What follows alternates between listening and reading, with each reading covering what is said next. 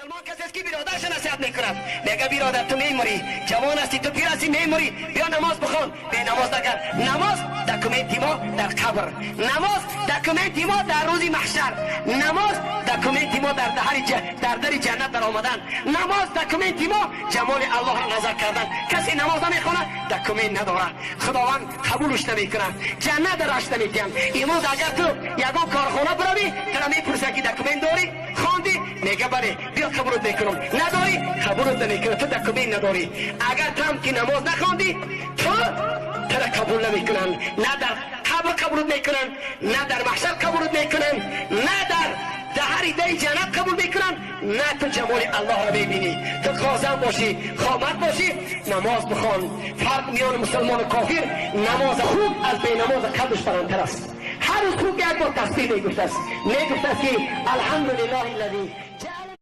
امروز بعضی مادری ما نماز یک طرف بیستن، از سحر تا بیگه در کوچه با کوچه رایان میگذرن. از مردا در کوچه ها زنا بسیار هستند. بزرگا گفتیان که بزرگای تاجیکامان گر هست تو را هوای مردی بر سر، بیرون مگذار ایال خود از خانه بدر. شاخه که از سر دیوار برون آرد و سر، از میوه او طمع کند هر ره گذر. عایشه مادرمان از مرده ها شرمی داشت، وقتی درون قبری پیغمبر گرامی اسلام هجرش داخل بشه زیارت، در سرش حجاب میکرد.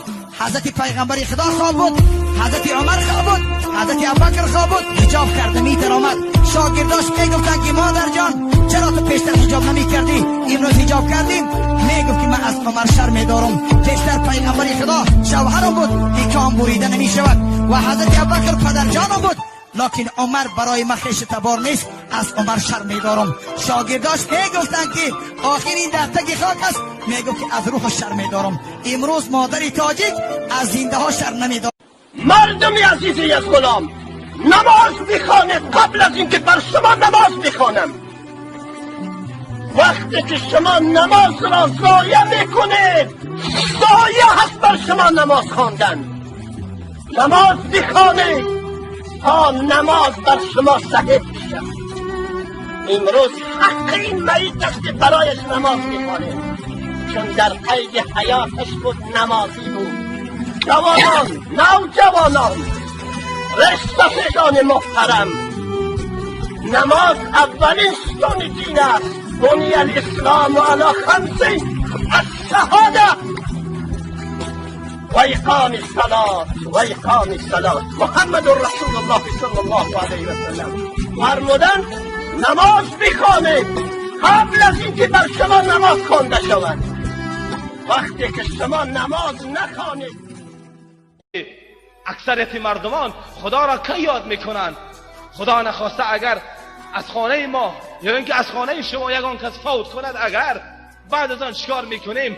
در سرمان در حیات تاقی ماندگی نیستی، تاقی میمونی، جامه رو میپوشی، لاکی بدعتی را گرفته در میانتان میبندید، الله الله گفته یاد میکنیم. وقت خداوند میگه که در هر حالت که هست من در یاد تو باشم، در هر حالت که هست رابطه ایمان تو با من مستحکم باشد. توجه را اینجا بکن، کسی میاد میره او را نگاه نکن، اینجا نگاه بکن، کی میخیزد کی میرود او را نگاه نکن، وگرنه هر آنچه که میشنوید خواندن برابر شد، فضل خدا صادر شد. از جایتون هم نخیزید، کلام خداوندی مهمتر است. خداوند جل جلاله همون طوری که ایمان صحابه ها آوردند، همون طور خداوند میخواهد.